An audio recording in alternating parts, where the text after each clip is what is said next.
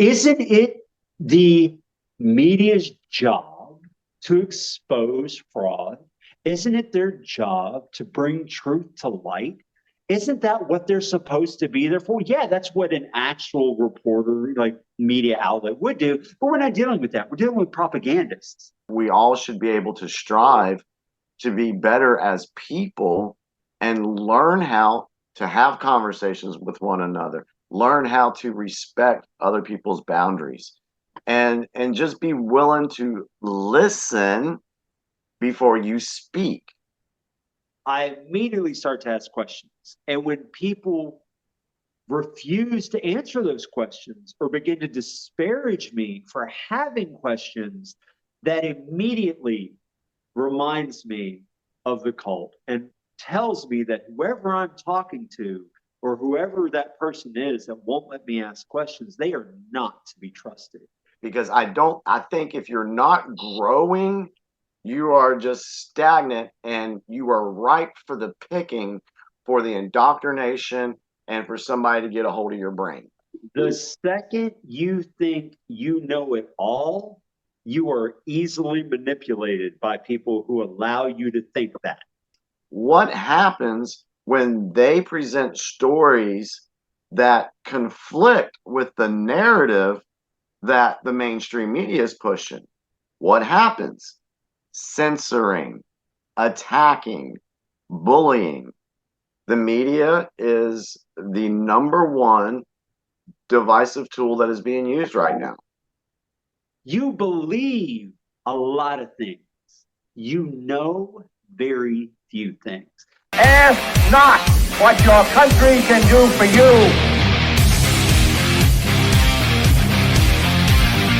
Ask what you can do for your country.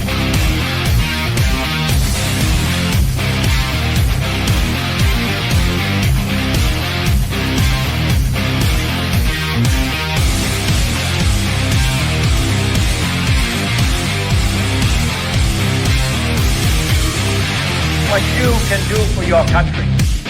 Your country. Your country. Well, hello, everyone, and welcome back to The Big Picture. This is the place where fearless minds will prevail.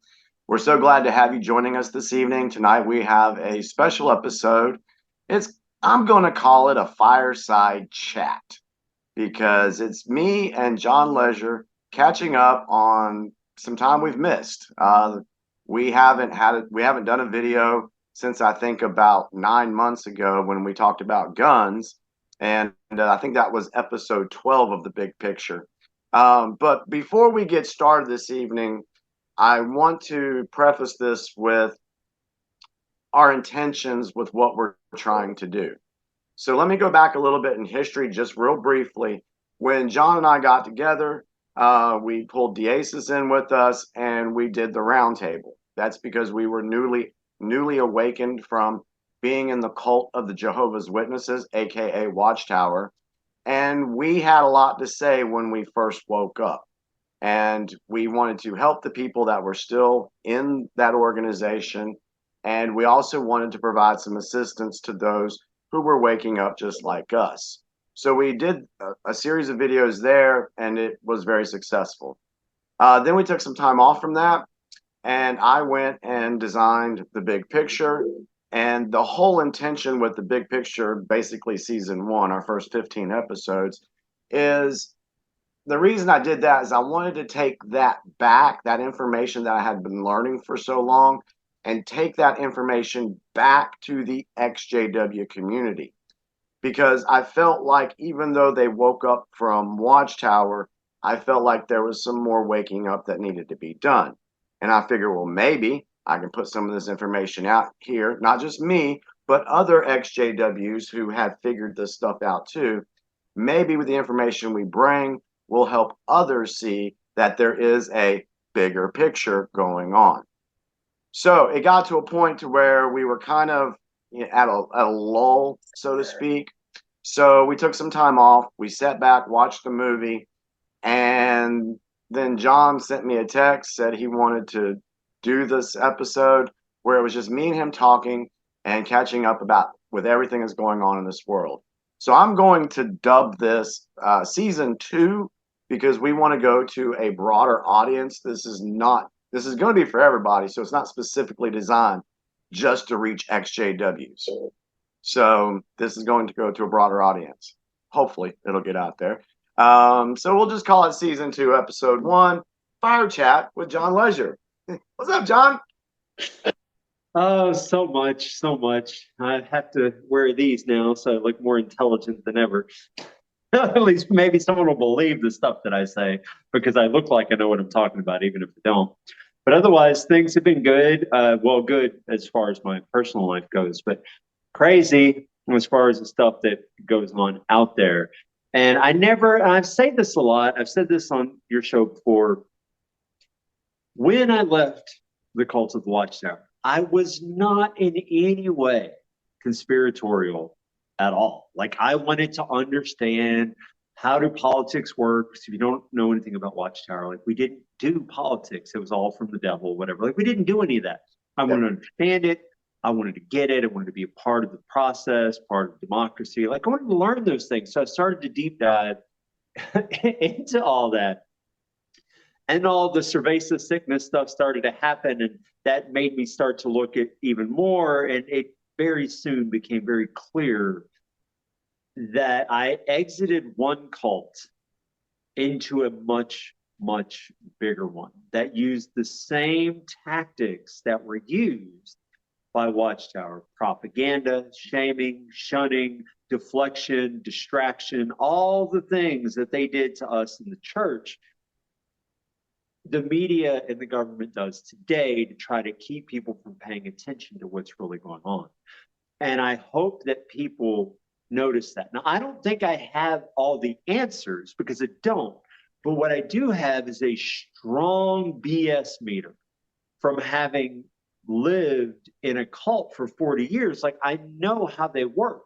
Yep. I viscerally understand and respond to that kind of behavior now very negatively. So when I see it coming from whatever channel it comes from, whether it's the media or from politicians or anyone, corporations, I immediately start to ask questions. And when people refuse to answer those questions or begin to disparage me for having questions, that immediately reminds me of the cult and tells me that whoever I'm talking to or whoever that person is that won't let me ask questions, they are not to be trusted. And we live in a system right now where many, many people, I would say most of the loudest voices, are not to be trusted because they are showing all the same behavior and signs that we experienced in what we came up in. Would you agree with that, Jimmy? Yeah, that's why I created a Facebook page called Is Watchtower Deep State? So yeah, I would totally agree with everything that you just said. Now, one thing that I do want to mention is when we were on doing the roundtable and when you were doing videos of your own, when I was taking a break with everything, you were putting out like 2 videos a day. One thing that I do know is that people loved the way you presented things. They loved the way that you would analyze things and do it in a way that was understandable. And people, they gravitated towards that. Me, I'm more of an in-your-face type of guy, and get the people to ask questions and stuff. And so when I put the information out that we were doing this video, a lot of people did respond and say, "Oh, it's been forever since I've heard something good from John. I'm looking forward to this video." So I do know that you do have a very excellent way of grabbing people's attention and getting them to listen to what you're saying, and at least listen to it. So I wanted to put that out there. I appreciate that. I've come to realize in my older age that you have to meet people where they are. And you can't just assume everyone's going to understand what you have to say or agree with you. And you have to be willing to meet them where they are and listen to them what they have to say, understand their perspective. It's been said, and I totally agree with it, that if you cannot explain your enemies or your opponent's position better than they can, you don't understand it. Correct. So you have to understand it before you can take it apart to show how it's not actually a rational or reasonable position to have. And you see that in the things that are going on right now. We may as well just jump into, I don't know what you were specifically wanting to talk about, but the thing I got one more thing I want to touch on before we go down that road. Oh, say that again? I said I got one more thing I want to touch on before we go down that road. Right ahead, because I think people need to be willing to not fight with people who disagree with them, even vehemently. Like, I really disagree with people in a lot of ways that are especially lean a certain way politically. But I would never attack them, because to attack somebody would be to lose any potential to be able to help them at least see your perspective. And I don't disagree with everyone completely. I mean, we're all human beings. We all have things that we need. We all have families. We have friends. We need to make enough money to pay the bills. Like, we have a lot of commonalities I think we can draw from, rather than jumping straight to that thing that we disagree about. How about we figure out what we agree on first, so that we can see that the things that we disagree on aren't necessarily as big of a deal as we think they are, or at least we can agree that we're both human beings that need the same basic things, and let's try to find a way to meet in the middle there. I really think people should do more of that. Not that you shouldn't have hard lines where you draw the line in the sand. We have those too. But I think that people are too quick to attack and to jump to the disagreement, rather than recognizing that we're all just human beings trying to make a life in this world, and that us, like the common citizen, is not the problem here. Correct. Yeah, and to follow up with that advice that you were giving the audience there, everything that Jon just said works. And the reason why I say it works is because he and I did that. I mean, if you folks were in on our private conversations that we had when we went bowling or out to lunch back in 2020, you'd be like, how are these guys still friends?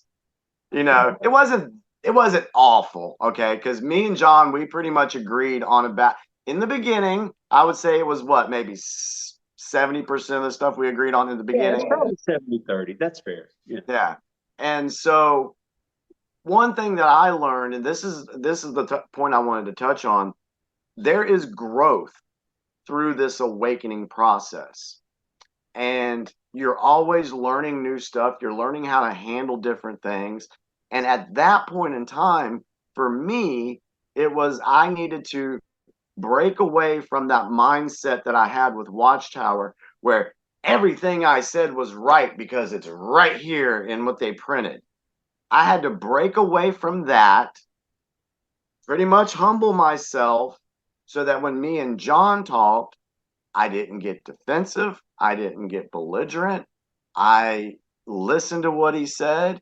I agreed on some things, and then we learned how to talk to each other without, chewing each other's heads off, so to speak. And so, there's been times I've said some things that Jon's like, yeah, there ain't no way. And I've said the same thing about things because he talks on the financial side of things. I'm just like, that's gibberish to me because I don't understand it. But we've come a long way. And so that's why I thoroughly enjoy doing videos with Jon. And just the biggest thing for you guys is it's okay that while you're in this awakening process, your views can change on things. You might change a little bit as a person. I know for me, I'm totally different than what I was 5 years ago. And so allow for that growth, because I think if you're not growing, you are just stagnant, and you are ripe for the picking for the indoctrination and for somebody to get a hold of your brain. That's what I want to say to that. The second you think you know it all, you are easily manipulated by people who allow you to think that.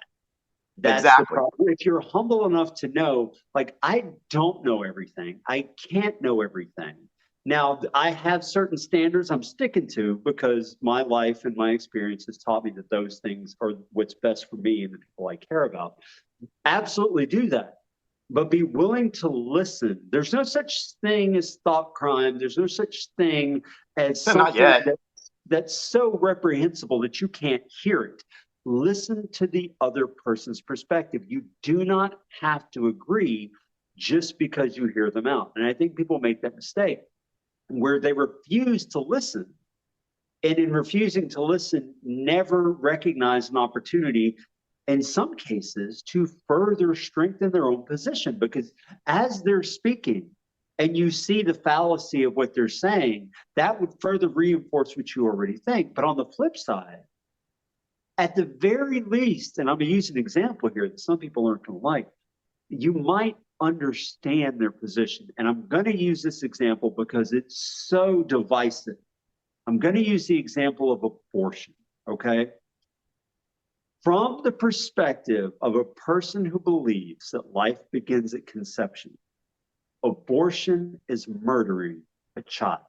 Even if you don't agree with that, even if socially you do not believe that life begins at conception and therefore you are okay with abortion or whatever circumstances you might be, can you at least understand that to the person who believes that life begins at conception, abortion is murdering a child?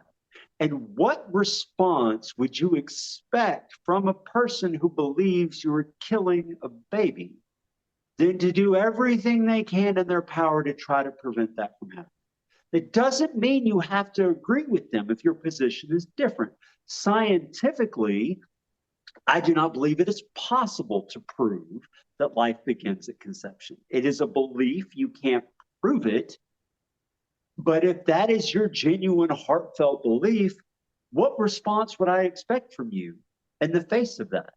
Right? And that ability and willingness to listen to the other person's perspective and understand where they're coming from, even if you disagree, that teaches you how to talk to somebody that you disagree with and at least empathize with their position and what they're trying to do. There's not a whole lot of people, Schwab, few people that are wholly evil. There's not a lot of people that are wholly evil. Most people are doing the best they can with the information they have. And often that information is wrong or has been put in their brain and indoctrinated in them to make them behave a certain way. But that doesn't mean they're evil. It doesn't mean that they're your enemy. It just means that they are mistaken. And you're never going to convince them of that if you don't at least understand where they're coming from. And also to be humble enough to know there's some things you're never going to convince them of, period, because they just disagree with you. And that's okay. The whole point of freedom is to be able to disagree with people. And that's okay. If we all have to think what everyone else thinks, believe what everyone else believes, or else they're evil, you don't believe in freedom at all. Yep. You may as well be back in the cult if you came out of one. Or you may as well be a Marxist or a communist or a totalitarian. You may as well be any of those things because you do not allow the other person freedom of thought on their own. Now, of course, there are gray areas because if you believe, back to the abortion idea, that abortion is murdering a baby, you think that you have to stop that. And I respect the fact that you think that. I may or may not agree. It's not important whether or not I do.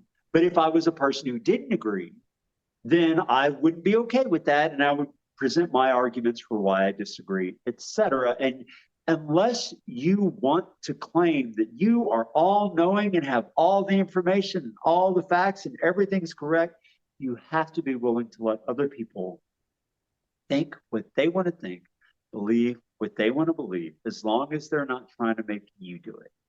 That's when they cross the line. Yeah, I totally agree with that. And the other thing that we had talked about, and I've said it before, is, when we put information out or we have discussions, we know that we don't know everything. And one thing that I can honestly say to the viewers is I've been down rabbit holes for the last 4 years And I can honestly say, I don't know anything. I think the more you learn, the less you actually know about what's going on in this world. And so you have to be able to be okay with, hey, I could be absolutely wrong with some of this stuff, but at this point in time, this is how I feel. This is what I see. It may change. We'll see how things play out. I don't look at things as absolutes in this arena. And I think that's a problem that a lot of people have when they're trying to communicate with one another is they don't let the ego disappear. They don't put that aside, and it won't allow them to be able to have that conversation without, pushing their absolutes, because that's what they've been ingrained to believe. See what I'm saying? Yeah, and we all have, whether you came out of a culture, whether you were just born and raised in America or whatever country you come from, it doesn't matter. Your culture has taught you that there are absolutes. Now, they're not real, they're just creations of the minds of some people who collectively decided that should be true. But you've been taught that it's absolutely true and it has to be that way. But it's very rarely the case that anything is absolutely true. And once you accept that, then you become less judgmental, less prone to argue, less prone to fight, more willing to accept other people's position within reason, because there are always limits. There are always limits. I'll give you an example. I used to like to say, like, I might understand all the psychological reasons why someone is trying to hit me in the face with a brick. Like they have all these mental issues and they have these, complexes and they're off their meds or whatever. But I'm not going to let them do it. Right? You draw a line where you don't let someone behave towards you in a way that you find unacceptable, even if intellectually or psychologically you might understand where they're coming from. You're still going to stop them, right? So you have lines, you have limits, and that's fine, but also recognize that there's a lot fewer lines that you absolutely need than you probably have right now. You probably have way more than you really should. You won't listen to someone else's opinion because they disagree with you. You think someone's evil because they don't view things the way you do. You think the other political party is absolutely terrible and yours is absolutely correct. Admit to yourself, because we all have these things, that in some areas of life, you think like that. And then ask yourself, why do you think like that? Who taught you to think like that? Back up to where that came from. And once you arrive at that point, you'll realize, oh, I believe this because somebody told me it was true. You believe a lot of things. You know very few things. And let me, again, irritate a lot of people. For example, I do not believe the earth is flat. I'm not a flat earther. However, I also have never been to space. I've never looked down on the earth with my spectacled eyes to see what the shape of the planet is and to know what it really looks like. So while I do not personally believe that the earth is flat, I admit that this is a belief of mine because I've never actually seen it, right? Right. So how many things do you think you know that you really just believe because you've been told that's true? And once you admit that and you accept that, it becomes a lot easier to listen to other people's position, at least without judgment, even if you don't agree with them. You get what I'm saying? Yep. And that's very important to be able to have that ability to be able to be like, okay, this is my belief. I don't know it for sure. And let's just see how it goes. And that's how I try to preface a lot of things that I say, because I don't want to come across as a hard-nosed, elder in our organization that we used to be in, and just, this is what you got to believe because Jimmy Bell's telling you to. No, time and time again, I've told people, hey, this is what I've found. This is what I think. Here's the research I've done. Go check it out for yourself. And then hopefully you'll come back and talk to me and we can have a conversation about it and figure it out. And this kind of falls right in line with kind of where I wanted to go with this evening. You got everybody, going at each other, arguing, fussing, and fighting. But again, where did that stem from? And so, what I was going to we could talk about briefly is what is keeping people so divided? What tools are being used to manipulate the people, separate them, have them fight against each other, and what tools are being done to do that?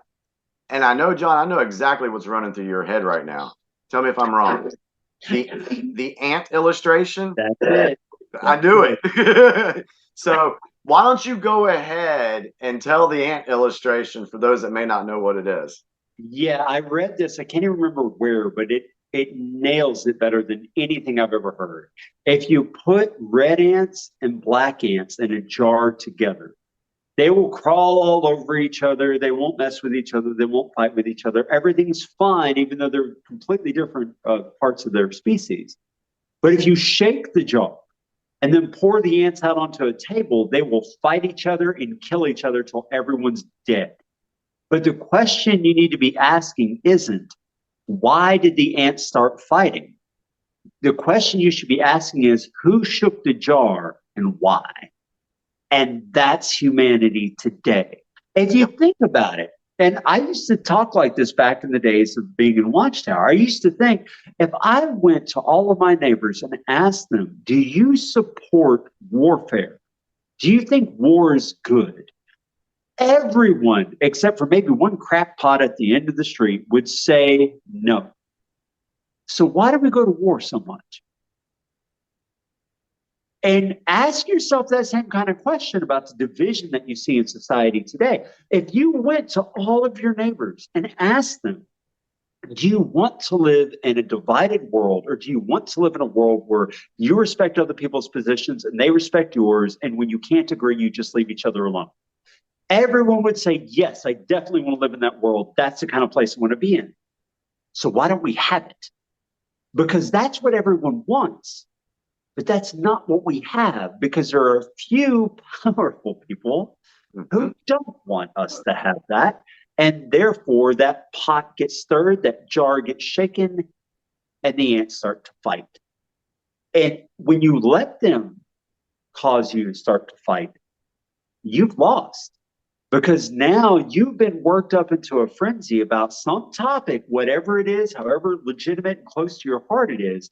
It's now been used as a tool to manipulate you into behaving in a way that I think you don't think is the right way to be. Right. And one of the biggest components, one of the first tools, and we've talked about it for a long time on we did a really good episode on it when our COVID stories were, but the media. The media is the number one divisive tool that is being used right now. And, there was a certain someone who said something back in 2015. He coined a phrase, the fake news, and everybody laughed. Everybody was like, what are you talking about? That's crazy. You're hilarious. Why would you even say that? And it's been, 6, 7 years since he coined that phrase. And how many people now, just in everyday conversations, are calling the news fake? So I thought a Pew Research survey, not more than a year ago, that showed that only 1 in 5 Americans believe what they see in the mainstream media. And that's way too many people. But even one in 5 is too many. But the fact that 4 out of 5 immediately question what they see in the mainstream media, that's good news. That's really positive that people are not believing this stuff they read anymore. It's so similar to our background. And it's so obvious. Like, for example, and I'm just going to use them as an example. I don't have detailed information about these things. I'm just talking about the stuff that I see generally. Yeah. Elon Musk, he was the darling of the media for some time whenever he first started Tesla, right? He first started Tesla, and he was going to save the planet with his electric cars and all that, whatever you believe. And so it was everything in the media about Elon Musk was positive for a long time. And then he bought Twitter, which is now X. And then he did all the release of the information showing that Twitter had been basically strong-armed by the government into censoring things and all that. And now the media hates him. They can't say anything positive about the guy. Now, to be fair, I don't know anything about Elon Musk. I don't know if he's worthy of good or bad news. I don't know. But I do know that the second that the man countered the narrative, he became the enemy. I'll give another example. Russell Brand. Russell Brand was very left for a long time. And keep in mind, I'm apolitical. I'm not left. I'm not right. I'm just calling things like I see them. Russell Brand was very much left-leaning liberal. In a lot of ways, he very much is, in the true sense of liberals and liberties and freedom. He's very much seems dedicated to that from what I can tell. But the second he starts speaking truth to power, what happens? The media starts digging up stories and accusations that have never been proven in court yet, by the way. They've never been proven. And yet that's all you will ever see about Russell Brand in the media now. Why? Because he counters the narrative. Now, fortunately, a lot of people don't believe that anymore. Thank goodness 4 out of 5 Americans do not trust the media. But the fact that the mainstream media continues to attack and attack and attack, and Trump is another example. I don't like Trump. I don't. I'm not a fan at all. Right. But he goes to run for president again. And all of a sudden, all these charges that could have been brought up years ago and weren't are suddenly front and center. And that's all you ever read about in the media now, in mainstream, about Trump. It's always negative, lawsuit. It's all this stuff that, you could have done that years before, but you didn't. Why are you bringing it up now? And to a trained eye, a former cult member, it's very obvious what's going on. And I know there are still some people who fall into it. I'm just glad that number is fewer and fewer every day. Yeah. And going back to the example with Trump, that was the one thing that got me down this road to learn about the political stuff, the geopolitical side of the world. And I've told you before, and for those that may not know, back in March of 2020, one of the things that was in my brain was, why is the media always bashing Trump? I didn't understand it because I had been following the man's career going back to the mid-90s when he was writing books. I was just getting into the insurance business. I wanted motivational books on how to grow your business and things like that. So, of course, who's the best businessman in the world at the time? Donald Trump in the 90s, or one of the best. I'll say that. So I started following him on that. And then, of course, The Apprentice came along and the media just loved him. He was at all the lavish parties. He was being invited by many different organizations to come speak at their fundraisers. Every color, every political part, everybody loved him. But then as soon as he came down the escalator, they turned. And so that was one of the questions I had was why? Why is this happening? So that led me down the road to get to where I am. And that wasn't just the only question. The other question was like, why are we locking down for 2 weeks? I didn't understand that.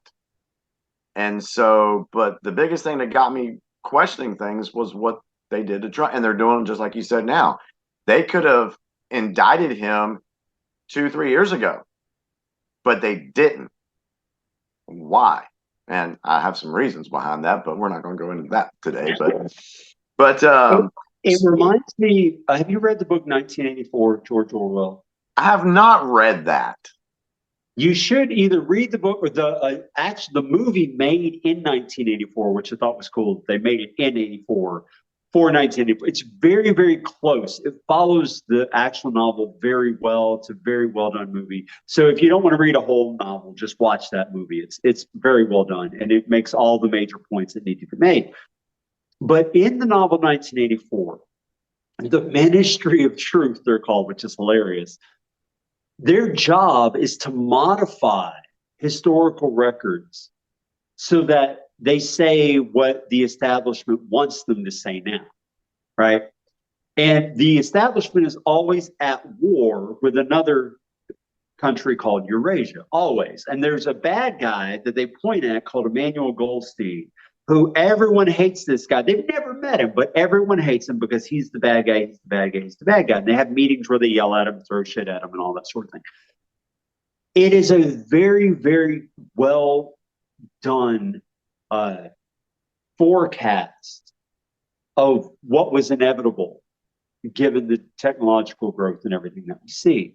So today it's no different. The modifying of history happens all the time. For instance, can we say it now? Is it okay yet, YouTube? The evidence against the jab's effectiveness is very mainstream now. Saturday Night Live was making fun of it. I mean, come on. It's so mainstream now. Everybody knows it didn't do anything to stop the spread of anything. Like, this is well known. So why didn't we ever read that in any article from any mainstream media outlet ever? Isn't it the media's job to expose fraud? Isn't it their job to bring truth to light? Isn't that what they're supposed to be there for? Yeah, that's what an actual reporter, like media outlet, would do. But we're not dealing with that. We're dealing with propagandists. Yep. They're here to push a narrative, to get you to think something that they are being either paid or told or otherwise coerced into making you into being to writing or saying. And all you have to know that's true is to look up the videos on YouTube that show all the local news stations saying the same exact words. Yep. All at the same time. It's very obvious what's going on here. It's very obvious that there is a small group of people who own a vast number of media outlets, and they just want you to believe what they have to say. And I'll give you an example, because I had a customer the other day. He throws newspapers, and I had to do a check because of the bank wanted to check his employment records to make sure they were legitimate, because sometimes banks will do that if you're buying a car. Because I work at a car dealership now, in case people don't know that. I got tired of writing software, so I sold cars. It's a long story. We'll talk about that another time. But the guy throws newspapers, and I had to verify his employment. So I went and looked up. He says he worked for Lee Enterprises, and he threw newspapers for the Winston-Salem Journal. So I went and looked up Lee Enterprises to verify that this was a legit company, blah, blah, blah. And I went to the page. Go look it up. I went to the page that shows all the journals that they own. They own dozens of local newspapers. Do you think that one conglomerate corporation that owns dozens of local newspapers is actually going to give you the local news? How could they? This is not the age where, when I grew up, I grew up in a town called Port Arthur, Texas. The Port Arthur newspaper was owned by a local company run by local reporters. Everything was local. It was printed locally. So you actually got local news. I'm not saying there wasn't any spin. Obviously, everybody's got an angle or whatever. But it was very different than what we have today, where there are six corporations own every mainstream media outlet in the country. If you track them back, they all go back to 6 corporations. Do you really think you're going to get unbiased news from hundreds of media outlets owned by 6 corporations? If you think that is possible, I got no excuses left for you. I just don't. Even if it's not evil intent, you got to understand that the guy who owns a corporation is going to push his agenda, what he wants, not what you want. That's why you need diversity. That's why you need hundreds of independently owned media organizations, because you want that plethora and that plurality of thought and dissenting and opposing opinions so that you can see every side. If only 6 corporations own all the media, how are you going to get a balanced view of anything? You can't. Yeah, and the other thing is too, is you've got all these corporations trying to get their message out to the people, but now you have alternative media. And there's a lot of people that are, and as you pointed out, people are losing their trust in fake news, in the mainstream media, and they're looking for alternative sources to get that information.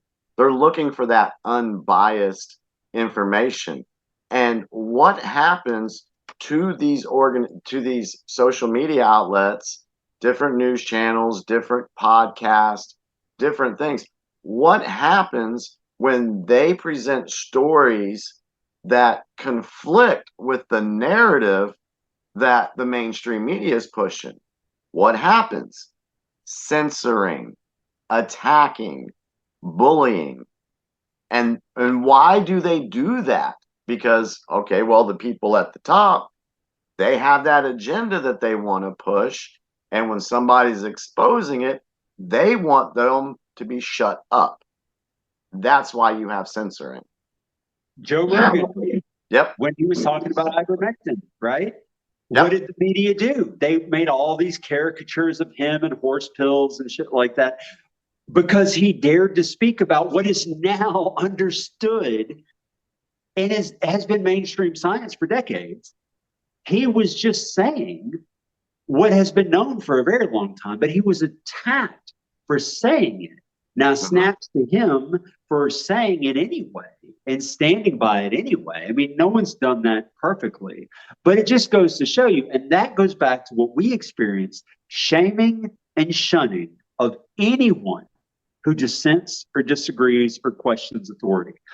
Anytime you see someone shame and shun someone who is dissenting or disagreeing, you absolutely need to distrust the source of the shaming and the shunning, because those people do not have your best interest at heart.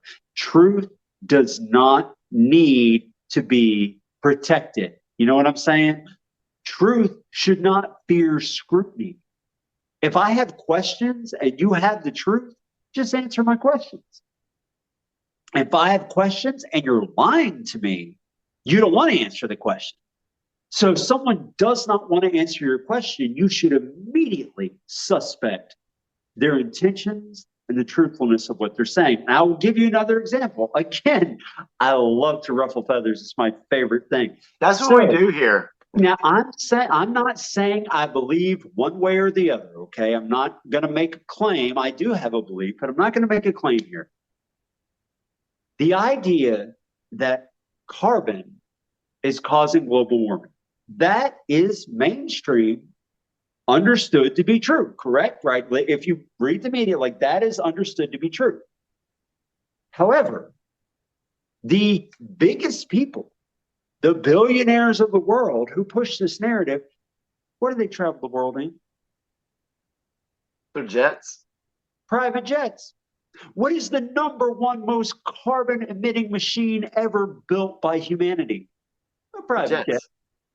So do they really believe what they're saying if their behavior is 100% counter to the claim?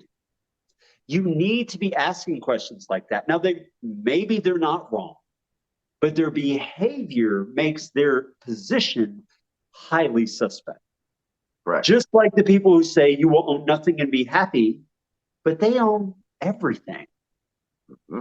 If it makes you happy to own nothing, why do they own so much? And they want logical questions people need to be asking of the powers that be. And they want you eating bugs while they're eating filet mignon and lobster at their little meetings. And it's already at Whole Foods. I saw it the other day. You can already get what is it, cricket meal or whatever, like flour made out of cricket. I'm like, no, I'll stick to steak. Thank you very much. Yeah, there's guys. There's so much we could talk about. Me and John could go on forever about certain things, but we're gonna break these up in different topics and do different shows, and just discuss a few different things. Go down some more rabbit holes.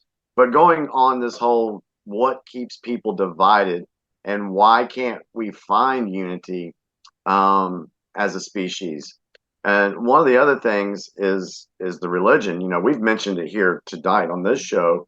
Our background is being ex-Jehovah's Witnesses, being involved in that cult for many, many years.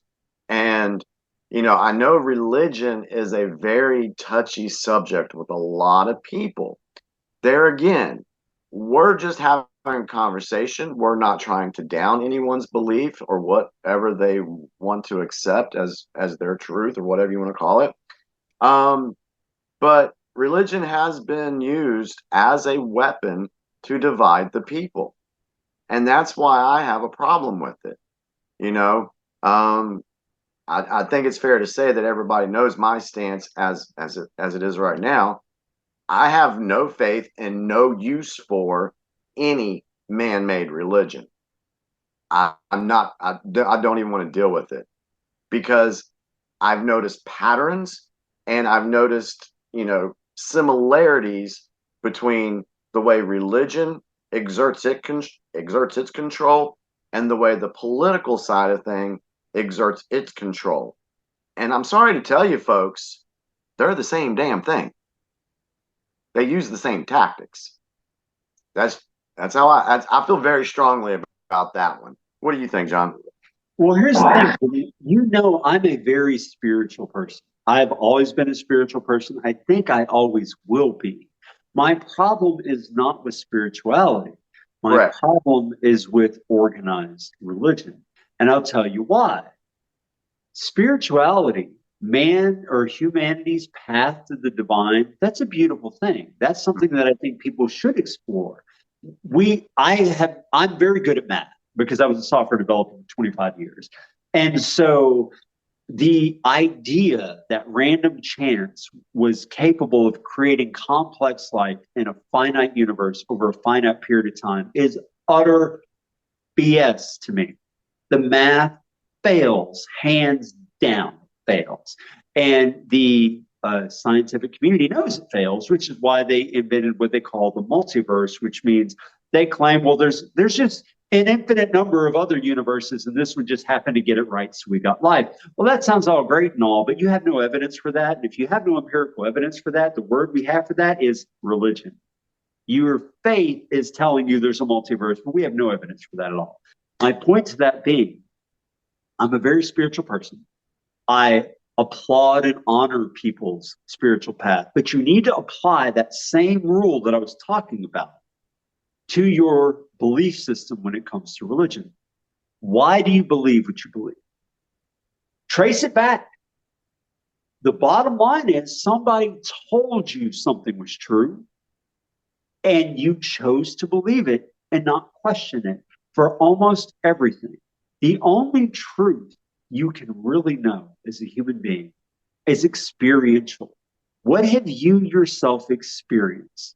What has your spiritual path been? What have you seen, felt, experienced? And be humble enough to know that maybe what you thought you experienced wasn't, quote, real, but it doesn't matter. And I'm going to give you a personal experience of that for me. I practice mindfulness meditation. My father died in 2015. I was not able to grieve when he died because at the time, Beth and I were disfellowshipped. We were shunned from the religion. We were dealing with all kinds of fallout from that. And I just didn't have the emotional capacity to properly grieve my father. So I had like this stuck pocket of energy, you might say, for my father. Started practicing mindfulness meditation after we left the cult. Sitting on the back deck at the house we lived in at the time. And I had an experience. You know how when someone you love or you know really, really well walks in the room, you don't have to see them, but you sense their presence. They have, call it what you want, an air, an aura, a scent, whatever it is, an energy. You know it's them, even if you can't see them, because they have a presence. People have a presence. That's undeniable. I felt my father, my deceased father, sit down next to me on the back porch. Now, I'm not quick to tears, but I flooded the backyard. And after that experience ended, it didn't last very long. I never grieved my father again. Now, was it real? Did it happen? Did the spirit of my dead father sit down next to me, or did my brain create some chemistry that created this situation? Whatever. Does it matter? Is my question. It healed me. So, from my experiential perspective, that's as real as things get. So, I'm not telling you to question things that have happened to you. I would never ask you to do that. I'm asking you to question the things you've been taught to believe that you can trace back to someone else telling you it's true. If you've actually had the experience, that's different. What else can you trust but your own experience? But be very cautious about the things you think you believe because someone else told you it was a fact. Because most of the time, either they don't have your best intentions in heart, or whoever told them, and wherever the source of that belief is, they don't have your best intentions at heart. It's usually power at play. It's usually control at play. Just study a little bit of history and you'll know that that's true. So be a spiritual person as much as you care to be. I surely am. But understand where your belief system comes from and ask questions. Yeah, that's kind of where I've gone to in my life now. Is I've gone to a more spiritual sense of things. You know, I make a joke of it, and if anything happens during my day or whatever, I'm like, oh, so this is what we're doing today. Is this how today is going to go? Oh, it's going to be a great day. For me, it's weird to explain, but it's kind of like I'll just let the universe kind of talk to me. And because apparently that is I'm saying that's probably what woke me up in the first place, was listening to my inner thoughts and trusting my gut and my intuition on things. Because it's like when I got to the point where I wanted to question Watchtower about one of their doctrines, and I knew I was right about it because I could prove it, and they couldn't, and it was just like, I don't know, it was really weird for me, the way I've grown with my way of viewing things between religion and spirituality. Spirituality, I'm cool with. I believe in a higher power. I want to have faith in humankind. I believe in unity. I believe in peace. And I think that we all should be able to strive to be better as people and learn how to have conversations with one another, learn how to respect other people's boundaries, and just be willing to listen before you speak. And I know that's what I did, whenever we first started talking about things. I was really listening to what you said, and then I'd go home and I'd be like, Chris, can you believe what Jon said today? And but after a while I'm just like, makes a lot of sense. And so I think if people would do that more often and not be so quick to believe everything the media says, or so quick to believe everything that organized religion says, and do what you said, ask those questions. And that's why, we've told everybody on this show that's watched this show, we want you to ask questions. We want you to use your critical thinking skills, because that's what's going to wake you up. That's what's going to set you on a different path. It's going to set you on a path that the controllers don't want you to be down. And that's true no matter what the size of the group is. Yes. I mean, I know it's easy to say the nebulous them, but let's just identify who we're talking about here. At your job, the them is the boss.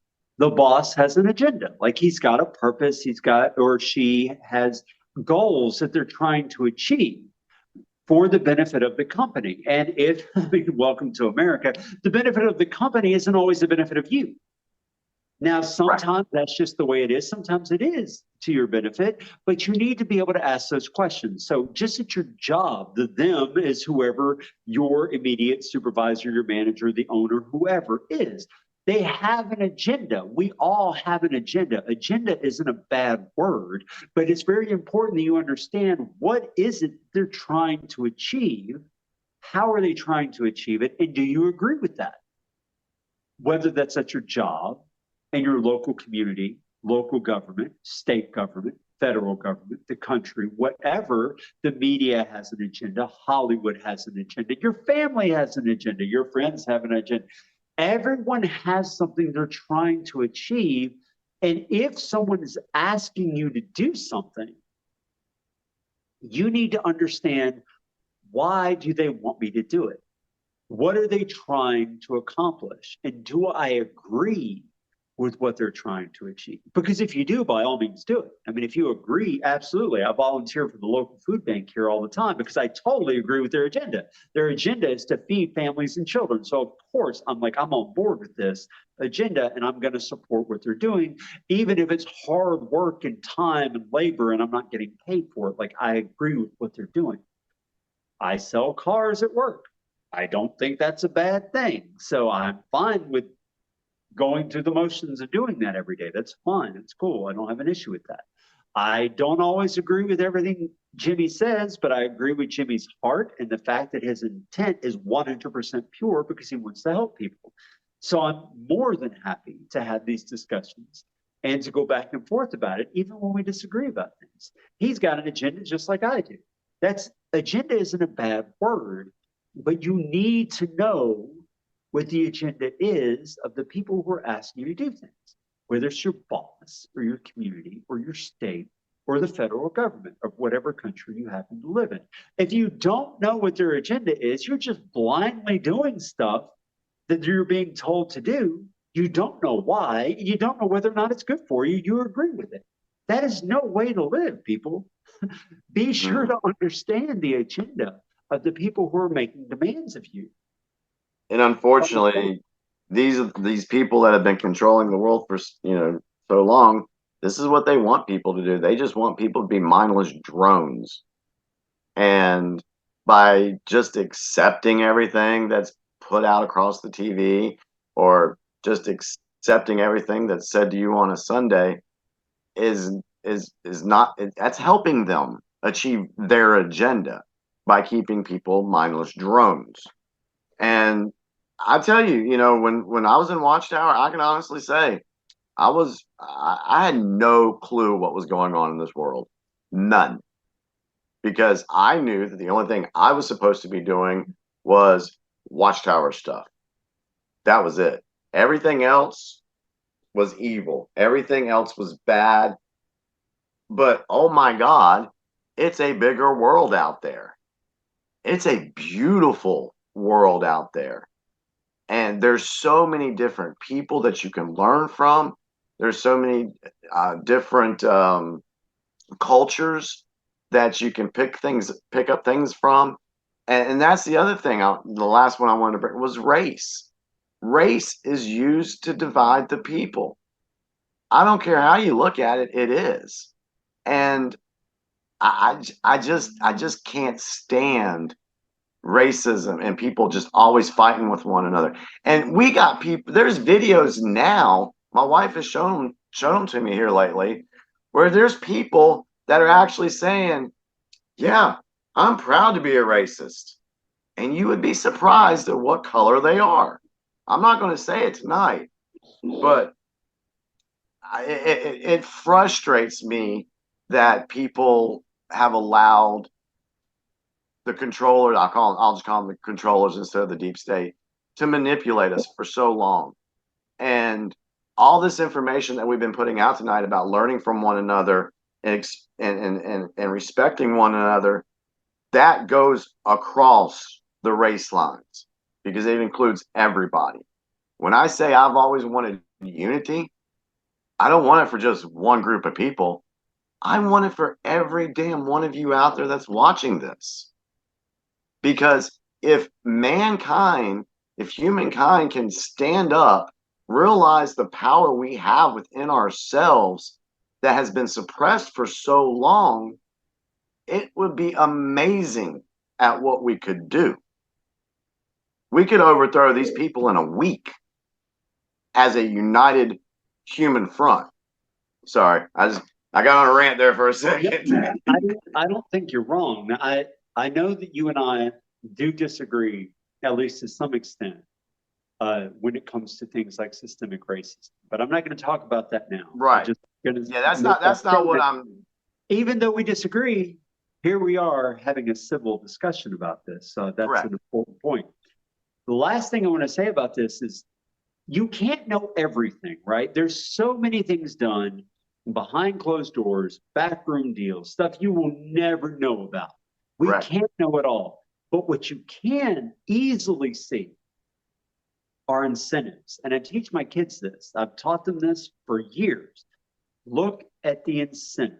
For example, when you drive a car, do you know for a fact that the car is trustworthy, safe, and roadworthy? No, guess what? You don't, because you're not the engineer who designed the car. However, the incentives for the car company to make sure you're safe in the car are very, very strong.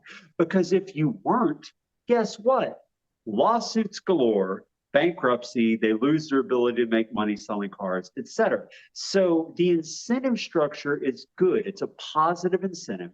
They want to make a safe car.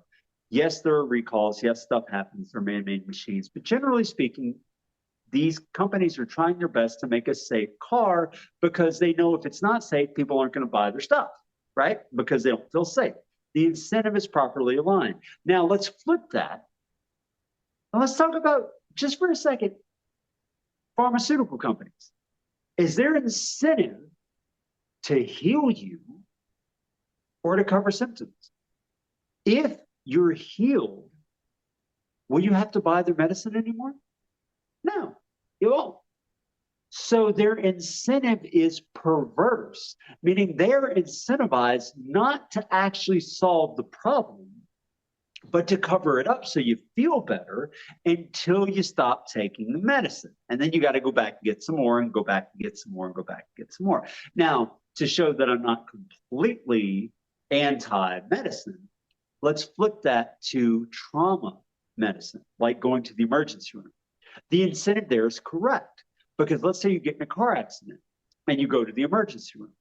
Trauma medicine's incentive is if they can't fix it or save you or whatever, what kind of feedback are you or your surviving family going to provide for the hospital's failure? It's going to be terrible. And if word gets out now, because they just keep doing a very, very terrible job at helping people in these crisis situations, nobody's going to go to that hospital. They're going to lose money. They're going to be out of business. The incentive is properly aligned with trauma medicine, but not with pharmaceuticals. It's perverse. They make more money while you're sick, not while you're healthy. So look at the incentives, because you can't know everything about what's going on, but you can see what's the incentive. When the guy flies on a private jet, this is to you, Bill Gates, with your 20-something jets you have, while claiming that carbon is the death of humanity. Why do you own 20 fucking jets if you really believe that to be true, right? Where's the incentive? Question the incentive. Once you understand the incentive, you don't have to know all the details. You don't have to know all the facts. All you know is, well, their incentive for telling me this is such. They profit if I believe. Now, just because, to be fair, just because they profit doesn't mean they're wrong.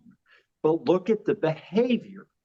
If they really believed carbon was destroying the earth, they would not fly in private jets that create all this carbon. They would be doing like Jimmy and I are doing now. They would have Zoom meetings all over the world to discuss these problems with each other, minimizing the carbon footprint, or they would fly coach with everyone else. Shit, give them first class, but at least they're on a plane with 150 other people trying to minimize the impact that they're having in the production of carbon in the world. But they're not doing that. So you have to question, what's their incentive if they're not following, if they're not practicing what they preach? their incentive must be misaligned, just like it is with pharmaceutical companies. So you have to ask these kind of questions.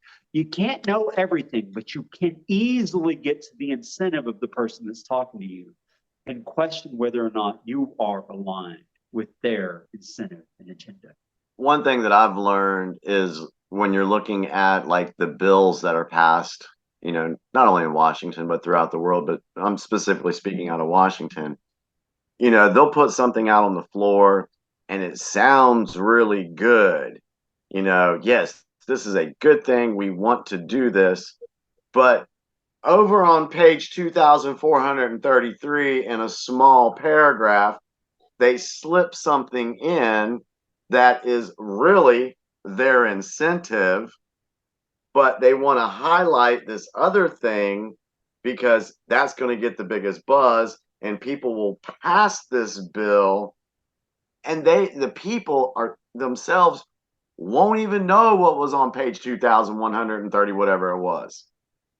And so one of the things that I've tried to advise people to look at is when they pass bills or whatever, always think the opposite. When they say Affordable Care Act, it's not affordable. It's not affordable for a lot of people. Now, there are some people in lower rungs, they get their subsidies or whatever. But you look at the deductibles on that, $6,500, $7,000, it's not affordable. Or how they talked about the Patriot Act. Patriot Act sounds all fine and well, but what limitations were they putting on the people that violated their constitutional rights that you didn't know about? But it's the Patriot Act. So that goes back into what Jon was saying about you got to find out the incentive. You got to dig and find out these things. And most people, I can say it, most people don't want to do that. They don't want to take the time of day. Why? Because we got to work. We've got to take care of our family. We want some recreational time. And all that stuff is just noise. But this is what these people have banked on for decades. Us not paying attention. And that's why I have felt so strongly about the work that I've done, Jon's done, and many others have done, because we're passionate about this and we want other folks to be able to recognize these things so they can open their eyes a little bit, start asking questions, and respect one another while we're doing it. That's it. It's pretty easy in my view. My favorite example of what you're talking about is the Inflation Reduction Act. Oh, yeah. Which actually caused an enormous amount of inflation. It didn't reduce anything. And I get it. I absolutely 100% sympathize, because I'm right there with them, with people who don't want to have to deal. I'm like, I just want to go to work. I just want to pay my effing mortgage. I just want to love my kids. I just want to go out to dinner with my wife. Like, I don't want to have to deal with, I get it, 1000%. I don't have 100 hours a week to read every article and pick apart everything that's going on in the world. Absolutely get that. And that's why I say boil it down to incentives. Why is the person asking you what they're asking you to do? What do they get at? If they're unwilling to tell you, don't trust them. That's it. If they tell you what they're hoping to achieve and what they hope to get out of it, but refuse to answer questions, don't trust them. Yep. If your personal experience teaches you that they're wrong, don't trust them. It really comes down to those three things. You don't have to know everything. You don't have to spend 1,000 hours reading, especially not now. It's just so obvious now. It was much better math in the past. It's just so clearly propaganda nonsense now. You just have to boil it down to those things. What does your gut tell you? Are they telling you the truth? Do they seem like honest people? Do you know these people? Do you know what they're getting out of this? If the answer to any of those questions is no, don't trust them. It's really that simple. Just don't do the stuff they're telling you to do. Do not comply. Because if you do, you're going to hand over what's left of your freedom to people who do not have your well-being in mind at all. It's Yeah. not complicated. It doesn't take thousands of hours of research. It just listen to your gut and pay attention to the motives that people have for asking you to do what they're asking you to do. And fortunately, lots of people are doing that now. Like at the place where I work, almost nobody buys into any of the nonsense over the last 3 to 4 years. Almost nobody does. And that's very heartening to me to be, and it's a big place. They have 140 employees. So this is not a small corporation, right? Why haven't you hooked me up yet with that company Say for that again? Aflac? Why haven't you hooked me up with that company for Aflac yet? I'm sorry, Timmy. I'm tired and busy and old. That'll be a conversation for another day. But that's really where I want to end it. Like I get it. It's hard. It's a lot of information. You don't have a whole lot of time, and that's cool. Just trust your gut and don't buy into nonsense. If it sounds too good to be true, it is. If someone's trying to offer you something in exchange for your loyalty, you probably shouldn't give it. Just listen to your gut. That's all. Yeah, I know for me personally, in November, I go on a week's vacation and I try to stay away from a lot of the news and not what's going and what's going on and everything because I just need a little bit of a break. And then this month, I've been so busy at work that I haven't had time to do all my deep diving and everything. And I was like, you know what? The universe is telling me right now that I just need to step back a second and just appreciate what I do have in my life. Appreciate my family, my grandkids, the work that I do to, help folks in my secular job. And just appreciate that because, I do know that there's going to be times when I have to come back out and do videos. I mean, and get stuff off my chest because I want people to know this stuff.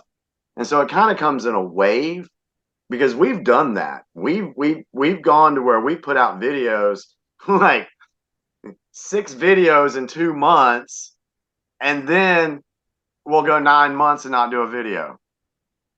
And it's a wave thing, and there's nothing wrong with that. And that's why I tell folks, if I get quiet, I'm not missing an action, or I'm still there. I'm still watching. I'm still paying attention. But sometimes you just need to take a break and enjoy life because that's what we're supposed to be doing anyway, is enjoying our lives and not have to worry about all this other bull crap. But the other bull crap is there and we have to fight it. And so that's why I keep doing what I do. Same. But Same. so we're about an hour and 21 minutes or so. Something like that. That you wanted to just keep it right around there. Yeah, let's go ahead and shut down. I gotta go lay my tired working class person butt on the couch. All right. Well, Edit this video. Do you have any final thoughts for this evening? I guess my final thought would just be to don't be terribly anxious about it all. Because in the end, I mean, let's be real, civilization has been around for at least thousands, probably tens of thousands of years.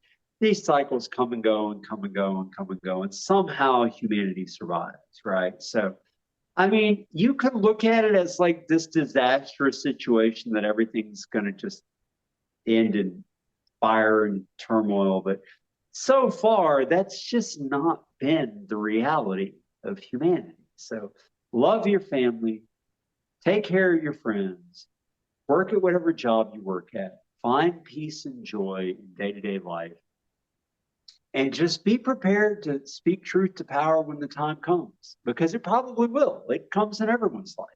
And if we all just did that, I think we'd all be fine. Yeah, I agree with that, John. And I just hope people can take away from this video tonight that, we all pretty much have the same things in life we want. Like you and I, we agree on 90% of the stuff, and the 10% we don't agree on, then we respect each other. I think if people learned how to do that, if people learned how to identify tools that are being used to keep us divided as a species, that's important. Because if you can identify the tools that are being used, then you could combat that and not fall into the category of being one of their useless eaters, so to speak. Because that's what they call everybody, useless eaters. I think that was Klaus Schwab that said that. I think. Sounds like you. Yeah, it does sound like him. But as far as this video is concerned, that's what I hope people take away from that, is realizing, we are human. We are one species. We have a right. Everyone has a right to live their life to the fullest that they can on this planet. And there's people out there that don't want us to have that. And for me, I'm a fighter. I'm going to speak out against those people as much as I can, and show people what they do and what their history has been. And those are some topics that we could talk about later. I know we're not going to go into deep stuff like that tonight, but if you like this video, let us know. Let us know what topics you would like to see me and Jon discuss, because you give us a topic, we can probably pretty much talk about it. Look, we had no notes tonight. We had no planned topic this evening. I don't have my binder of information. So we enjoy talking to one another, and I can say for me, I've learned a lot from Jon. And I think the biggest thing I've learned is just respecting other folks' opinion and listening to what they're saying and why they are saying it, and see if it does line up with, what you thought about before or not. So anyway, so it's been fun. I've enjoyed it. I think we do pretty good always when we have a conversation. Oh yeah, definitely. So we'll put this out there for everybody. It'll be on the Big Picture channel on BitChute. I will put it there. It'll also be on my channel on YouTube, and Jon's channel on YouTube is it Spirit Analyzer now? Yes. Yeah, Spirit Analyzer. So you can go there, and I don't know if he's going to put it on there too. It'd be cool if we put it on both channels. I think we can do that. But anyway, so I hope you guys liked what we had to say tonight. Please put some information in the comments, what you felt about it, what we could talk about further, and just let us know, because we're here to help. We've had a lot of experience dealing with a cult. We recognize the tactics, and we just want to help people, see that as well. So thank you, everyone. Sending you much love, appreciation, and happiness. Take care. Good night. Ask not what your country can do for you.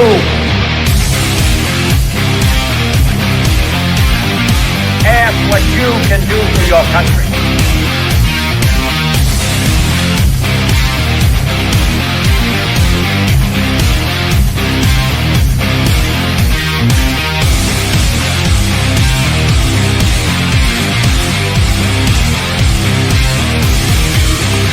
What you can do for your country. Your country.